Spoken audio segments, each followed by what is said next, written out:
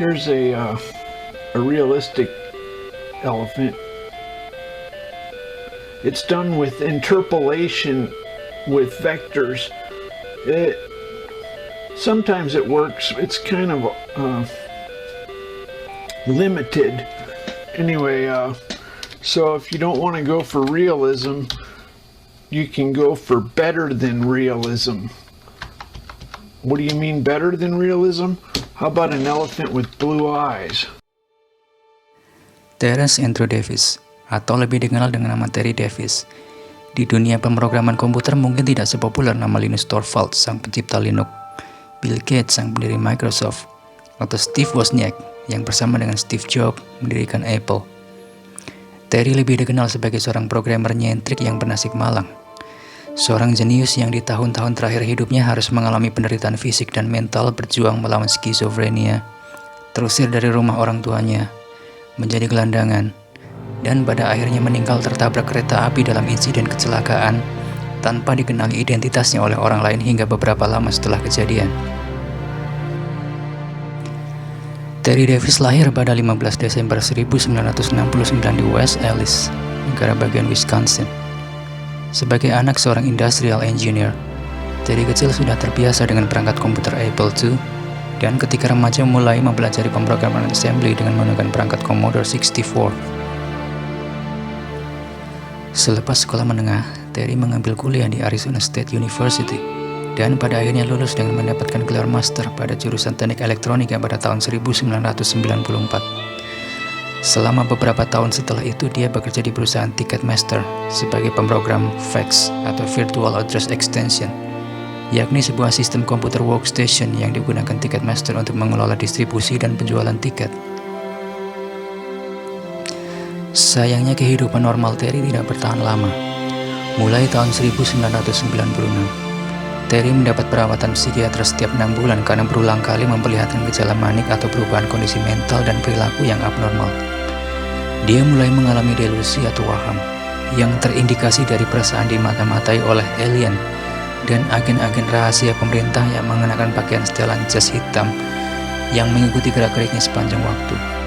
Menurut pengakuan Terry, saya mulai melihat orang-orang dengan setelan berwarna hitam memata-matai saya kemana-mana.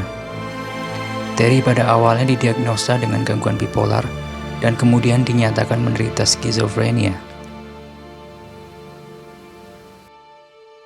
Tidak lama kemudian, dia kembali ke Arizona dan mulai menyusun rencana untuk membuat bisnis baru dengan merancang mesin penggilingan yang memiliki mekanisme 3 sumbu. Namun kecelakaan yang melibatkan alat Dremel hampir membuat apartemennya terbakar, yang menyebabkan Terry meninggalkan ide tersebut. Terry yang menyerah kembali tinggal bersama orang tuanya di Las Vegas dan mulai menjalani hidup dan pengobatan mental dengan pembiayaan dari jaminan sosial. Melewati tahun 2003, frekuensi rawat inap Terry menjadi lebih jarang, walaupun skizofrenianya masih mempengaruhi keterampilan komunikasi dan kehidupan sosialnya. Dia lantas menyibukkan diri dengan rutin membuat vlog dan live streaming. Sayangnya, sebagian besar omongannya biasanya tidak dapat dipahami orang lain, melantur, dan seringkali dipenuhi cakap kotor dan rasis yang meluncur di luar kesadarannya.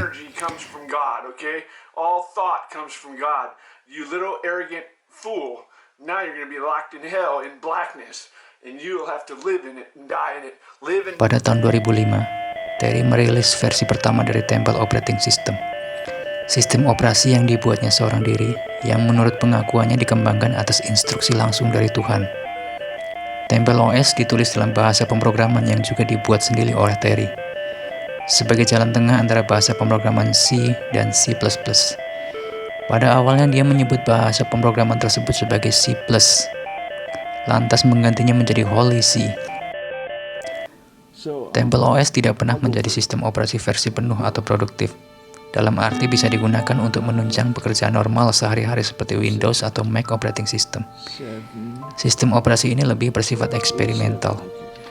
Namun keberadaan sistem ini memperlihatkan kejeniusan Terry yang merancangnya tanpa bantuan orang lain dan dalam kondisi mental yang sangat tidak mendukung. Terry menyatakan bahwa dia berkomunikasi langsung dengan Tuhan saat membuat Temple OS, dan bahwa Tuhan menyuruhnya untuk membangun penerus kuil kedua dalam bentuk sistem operasi komputer. Dengan demikian, Referensi kepada kisah-kisah dalam Okay, we're Alkitab gonna ada go di mana-mana di try Temple the OS. Moses game. Salah satu aplikasi di After dalamnya, Egypt. After Egypt, adalah game dengan referensi perjalanan Nabi Musa dan pengikutnya di gurun setelah berhasil selamat dari kejaran Firaun. Okay, so there's camp, the break camp. The number of people gets randomly bigger or smaller. Anyway, watch this. They'll do golden calf. They all run in a circle, and that's from the Bible story. Few clouds. God was a cloud. I was gonna have it lead them around or something. Selama beberapa bulan terakhir hidupnya, Terry hidup menggelandang dan berulang kali ditahan polisi. Karena riwayat kejiwaannya yang tidak stabil membuatnya dianggap sebagai ancaman buat masyarakat setempat. Dia berhenti meminum obat karena dia menganggap pengobatan tersebut hanya membatasi kreativitasnya. Beberapa fans dan follower online yang bersimpati kepadanya bergotong royong menolongnya bertahan hidup dengan membawakan makanan dan kebutuhan pokok lainnya. Terry menerima bantuan tersebut, namun menolak ketika mereka menawarkan tempat tinggal. Pada malam tanggal 11 Agustus 2018, saat berjalan seorang diri di sepanjang rel kereta api di Dalles, Oregon, Terry tewas tertabrak kereta api Union Pacific. Penyelidik dari kepolisian tidak dapat memastikan apakah insiden tersebut merupakan bunuh diri atau murni kecelakaan karena ketiadaan keterangan saksi.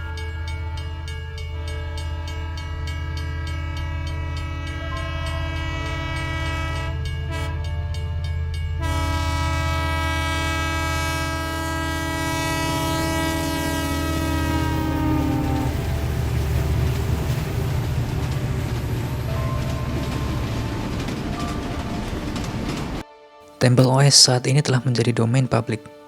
Keluarga Terry berharap para penggemar dan orang-orang yang bersimpati kepadanya untuk menyumbang ke Aliansi Nasional untuk Penyakit Mental atau organisasi lain yang sejenis yang bekerja untuk meringankan rasa sakit dan penderitaan yang disebabkan oleh penyakit mental.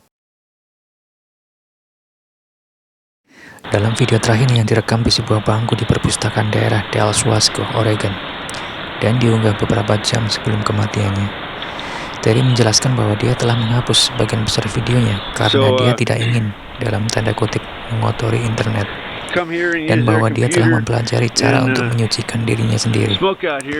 Di bagian paling akhir video tersebut, dia menyatakan, "Saya mungkin hanya seperti seorang kecil aneh yang berjalan mondar-mandir tanpa tujuan. Terserah, kamu tahu, tapi," katanya tanpa melanjutkan kalimatnya. King. Maybe. I think maybe I'm just like a little bizarre little person who walks back and forth. Whatever, you know. But